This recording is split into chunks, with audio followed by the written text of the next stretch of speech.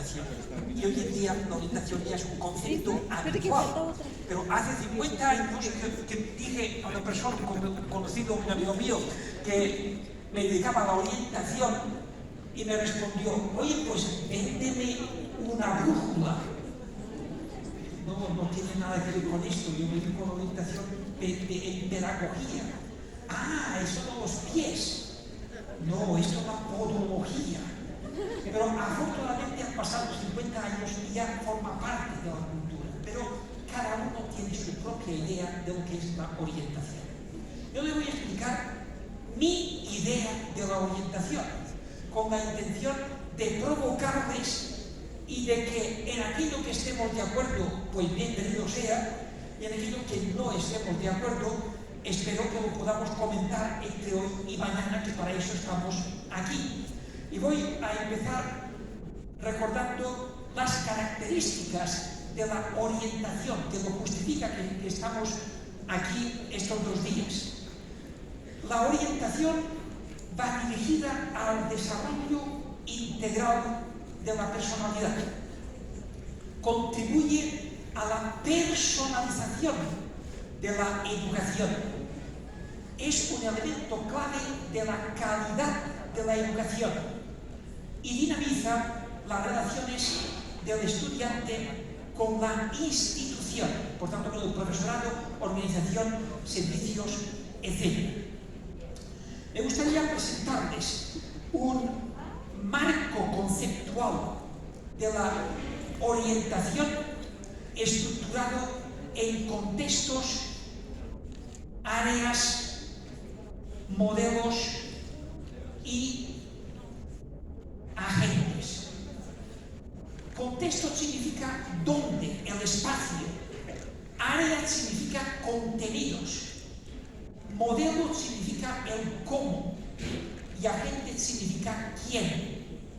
Contextos, pues desde educación infantil, primaria y secundaria, pero también universitaria y a lo largo de la vida.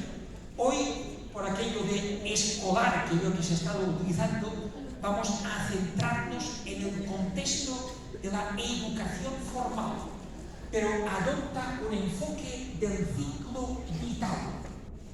Creo que esto es importante y fíjense, infantil, porque en la etapa no solamente de 3-6, sino actualmente de 0-3, ya debe de estar presente esto que vamos a denominar el desarrollo integral de la personalidad. Las áreas se refiere al qué es lo que hacemos. Recordemos que la orientación surge como orientación profesional en 1908, cuando Frank Parsons funda el Vocational Bureau en Boston, y entre 1908 y 1912 se producen una serie de cambios muy importantes, donde el año clave es 1909. En 1909 es cuando Frank Parsons publica Choosing a Vocation, que se considera como la carta de nacimiento de la orientación, entendida como orientación vocacional en inglés, y en 1912 con Christiansen, orientación profesional en Europa. En 1909 es cuando Sigmund Freud visita los Estados Unidos, es investido doctor honoris causa por la Clark University, y antes de 1909 palabras con el prefijo psi eran poco conocidas, no solamente en el lenguaje coloquial, sino incluso entre los especialistas. Y a partir de este momento es cuando se van utilizando palabras como psicología, psicoanálisis, psicopedagogía, que surge en estos mismos años, etc. Hoy en día hay múltiples palabras con la palabra psi. La orientación profesional en aquellos momentos es un proceso de ayuda en la transición escuela-trabajo en un entorno caracterizado por la revolución industrial. Y los pioneros de la orientación tuvieron muy claro que la formación profesional para ocupar lugares en las empresas debía acompañarse de una orientación profesional. Desde entonces han pasado ya más de 100 años y la orientación profesional ha ido cambiando bastante. A partir de 1915 es cuando se empieza a tomar conciencia de la importancia en los procesos de enseñanza-aprendizaje. Al principio de forma muy incipiente, pero a partir de ahí es cuando surgen los métodos de estudio, técnicas de estudio, estrategias de aprendizaje, y hoy en día sabemos que lo importante de la educación no es tanto aprender para recordar contenidos como aprender a aprender para continuar aprendiendo durante toda la vida. Y por eso es importante desarrollar estas estrategias, porque una persona, yo, ya ustedes pueden ver que hace muchos años que estoy peinando canas, pero me encontré, yo hice la tesis doctoral en 1980 con la máquina de escribir de estas de toda la vida, donde te equivocabas y tenías que repetir. Te habías dado cuenta que te habías equivocado 3 páginas anteriores y tenías que repetirlo. Yo escribí mi tesis doctoral como menos 4 o 5 veces de arriba a abajo, porque no había los recursos que hay hoy en día, y hoy en día nos hemos tenido que adaptar. Y esto me permite comentar que en estos procesos de aprendizaje el reto del siglo XXI va a ser el desarrollo de meta-habilidades y meta-competencias. Es decir, ir más allá de las competencias. Es preparar a las personas para poder desarrollar competencias que todavía no sabemos cuáles van a ser. Y ante estos cambios, el profesorado también le van a afectar. Y os digo esto porque el profesorado ha sido formado para transmitir conocimientos y tal vez en el siglo XXI tendrá que hacer otras cosas. En el proceso de enseñanza-aprendizaje se observaron personas que tenían dificultades de aprendizaje, learning disabilities. Y esto llevó al estudio de lo que son los grandes problemas o las estrellas de las dificultades de aprendizaje. En primer lugar, la dislexia, disgrafía, discalculia y problemas relacionados con un amplio abanico de posibilidades que se han ido ampliando con problemas relacionados con problemas de carácter físico y sensorial. En las aulas hemos tenido personas pues, con sordera, con dificultades de visión, con problemas de cualquier tipo de movilidad, por ejemplo. Y todo esto ha ido dando un énfasis a la atención a la diversidad para desembocar en una escuela inclusiva, donde la diversidad es una palabra clave, diversidad de géneros, diversidad de inteligencias, diversidad de formas de pensar, de etnias, de lenguas, de religiones, de culturas, etcétera, etcétera, que van a hacer inevitable el conflicto, pero que ante la inevitabilidad del conflicto hemos de aprender a respetarnos, a negociar, a hacer posible la convivencia y la paz. Y en todo esto es importante que cada persona sea consciente simplemente de eso. ¿Cómo me siento cuando tengo a mi lado una persona que es de los otros? Y de los otros significa de otra cultura, de otra lengua, de otra nacionalidad, de otra religión, de otra forma de pensar, de sentir, de hacer, porque esta es la realidad con la cual nos vamos a encontrar y que va a exigir un respeto a pesar de todas las diferencias que podamos tener.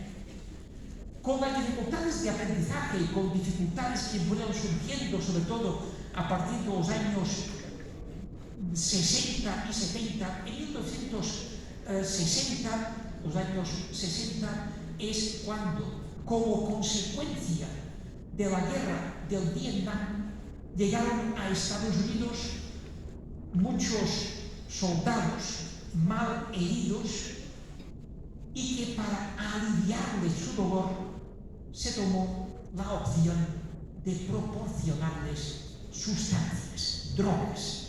Esto provocó una gran difusión en el cultivo en Latinoamérica y que a partir del 68, con el movimiento de los hippies que se fue desarrollando, total, que a partir de los años 60 el consumo de sustancias fue un problema sobre el cual se tomó conciencia de que la mejor forma de abordarlo ya no era el tratamiento, sino que era la prevención. De ahí que la palabra prevención pasa a ser una palabra clave también en la orientación. Y se ve incrementado en los años 80, cuando con el SIDA, también sabemos que tanto con el consumo de drogas como con el SIDA, la mejor intervención es la prevención. Y por eso surge la expresión prevention, not intervention, que es algo que debemos tener presente. Y así se van desarrollando estos dos conceptos de prevención y desarrollo. ¿Desarrollo de qué? Desarrollo humano, el desarrollo humano en general. Antes he hablado de 1909, especialmente en 1909, cuando se publica un libro titulado A Man That Found Itself, por un personaje que había estado interno en lo que en aquellos momentos se denominaban todavía casas de locos, una clínica mental, y que explicó, porque pudo salir de ella, qué pasaba en las clínicas mentales, que eran poco menos que cárceles. Pensemos que hasta entrado el siglo XX, mucha gente no distinguía entre delincuentes, vagos, maleantes o personas con perturbaciones mentales. En 1909 se inicia un movimiento de la higiene mental, que dará como resultado un énfasis en lo que va a ser un cambio de perspectiva en la atención de la salud mental. Y todo esto tiene que ver con nuestra prevención y desarrollo humano. De esta prevención y desarrollo humano va a salir en los años 90 la educación emocional. La educación emocional surge de la orientación. Muchas personas que se han dedicado a la orientación después han pasado a la inteligencia emocional. Los principales investigadores de la inteligencia emocional antes se dedicaban al counseling. Cuando hablamos de orientación, es una palabra que tiene diversos apellidos. Se ha utilizado desde orientación escolar, orientación profesional, orientación escolar y profesional, orientación educativa, orientación vocacional, orientación educativa y vocacional, orientación psicopedagógica y casi para las mismas funciones, psicología escolar, psicopedagogía, etc. Esto es un tema sobre el cual también nos hemos de poner de acuerdo sobre qué entendemos para cada una de estas denominaciones y funciones.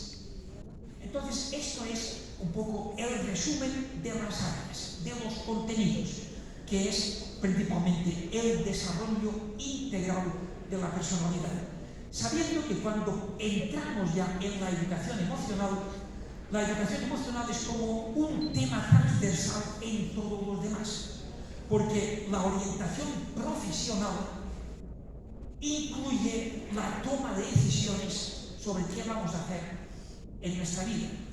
Y hoy sabemos, la neurociencia ha aportado evidencias muy elocuentes de que la toma de decisiones se procesa exactamente en el lóbulo prefrontal, en el mismo lugar donde se procesan las emociones. Y por tanto, entre toma de decisiones y emociones hay una relación directa que conviene tener presente.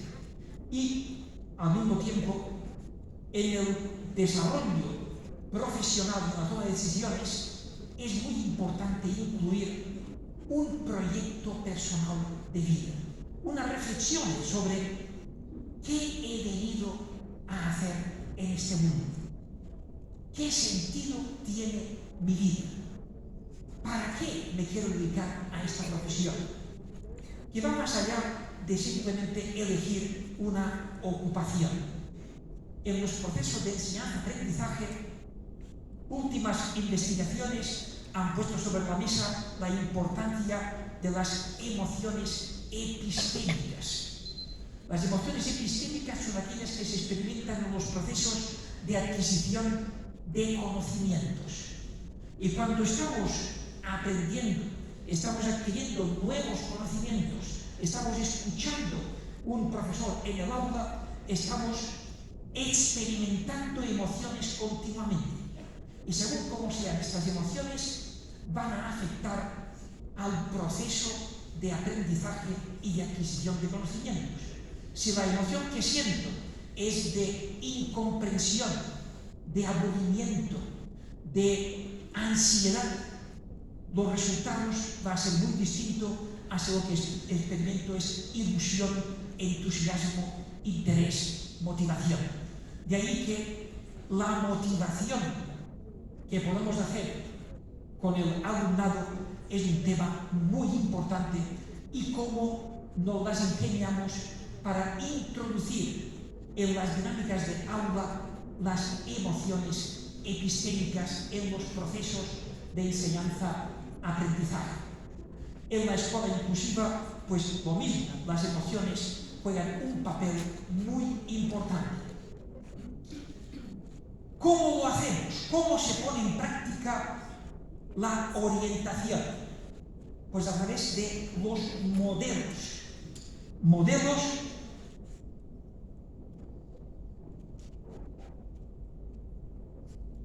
que vamos a presentar los tres modelos básicos, que son el modelo clínico, el modelo de programas y el modelo de consulta o asesoramiento. El modelo clínico es como surge. Cuando surge la orientación, hace ya 115 años, 1909, es en base a la entrevista personal individualizada, siguiendo el modelo clínico, que es básicamente lo siguiente: una persona tiene una necesidad